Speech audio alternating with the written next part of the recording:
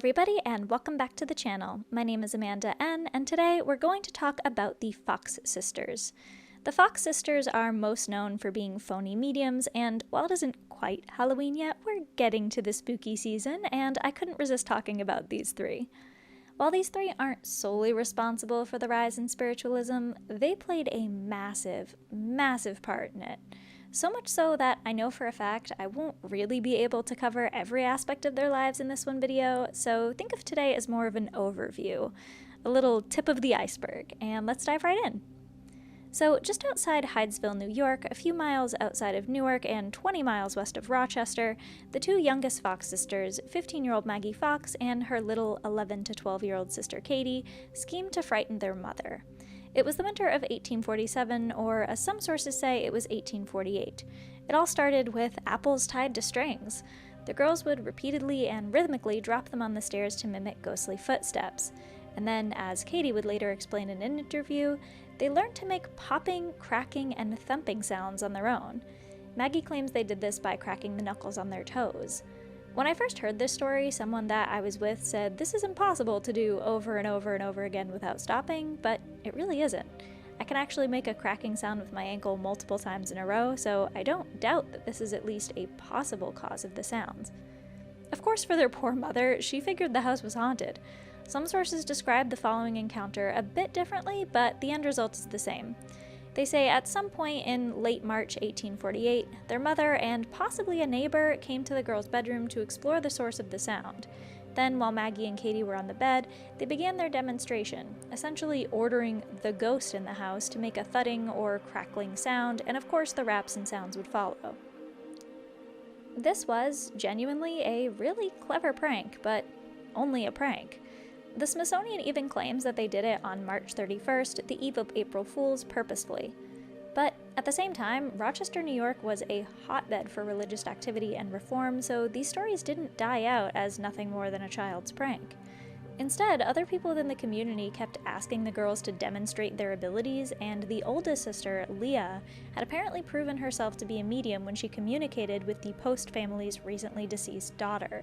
The Posts, for reference, were community leaders in that area.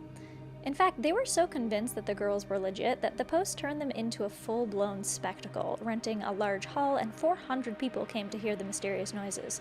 In the mid-1800s, that certainly isn't half bad. Again, there were many other healers and mystics surging in popularity around this time, all of them contributing to the spiritualist movement in different ways.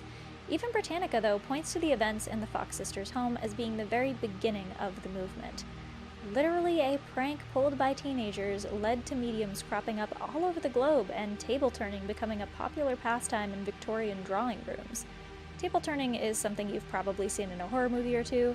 It's when participants place their hands on a table and wait for it to vibrate or rotate. Obviously, church leaders weren't fond of this and called it witchcraft. Some called it necromancy, but ultimately it was neither of those things, just fraud. According to Britannica, those who placed their hopes in physical phenomena were destined for disappointment. One by one, the mediums were discovered to be engaged in fraud, sometimes employing the techniques of stage musicians in their attempts to convince people of their clairvoyant powers. Professional magicians, such as Harry Houdini, joined efforts to expose the fraudulent practices of mediums, and in the 20th century, the magicians Milbourne Christopher and James Randi became known as much for their efforts to debunk fake mediumship as for their stage work. The exposure of widespread fraud within the spiritualist movement severely damaged its reputation and pushed it to the fringes of society in the United States. Spiritualism actually fared better in Britain, especially in the 1950s after the repeal of witchcraft laws, which had been used against mediums quite apart from any charges of fakery. It had its greatest success in France and Brazil, where it was known as Spiritism and incorporated the idea of reincarnation. So successful has the movement been in Brazil and French that the French founder of Spiritism, Allan Kardec, has been pictured on Brazilian stamps. But back to the Fox sisters. They too had obviously become quite popular. They had opposition, absolutely, or at least those that didn't admire their work. One edition of the Scientific American called them spiritual knockers from Rochester, which, quite frankly, isn't an incorrect description. Yet even some of their other critics, Elisha Kent Kane, ate their words eventually when this visitor, calling the girls a great mystery, ultimately ended up marrying Maggie. Still, he begged her to abandon spiritualism, and after he passed away in 1857, she converted to Catholicism and did so in his memory. Kate, however, married a devout spiritualist and continued on with the charade, advancing it even further. She began translating spirit messages by writing one while speaking another, transcribing it in reverse script, and utilizing blank cards where words would randomly appear. After the Civil War, many found solace in her work, and business boomed. Both Kate and Maggie also drank pretty heavily around this time, and Leah, as well as other leading spiritualists, publicly shamed them for this. And so, in 1888, seemingly in revenge and in just plain frustration, Maggie revealed everything. She talked about the illusion she'd created and said Leah had known all along that they were faking it, and Leah, the eldest, was just exploiting her and Kate the entire time. According to the Smithsonian, before exiting the stage, she thanked God that she was able to expose spiritualism. The mainstream press called it the incident a death blow to the movement, and spiritualists quickly took sides. Shortly after Maggie's confession, the spirit of Samuel B. Britton, former publisher of the Spiritual Telegraph, appeared during a seance to offer a sympathetic opinion. Although Maggie was an authentic medium, he acknowledged the band of spirits attending the early part of her career had been usurped by other unseen intelligences who were not scrupulous in their dealings with humanity. Other living spiritualists charged that Maggie's change of heart was wholly mercenary. She had failed to make a living as a medium. She sought to profit by becoming one of spiritualism's fiercest critics. The thing is, for good or for bad, the movement had taken off.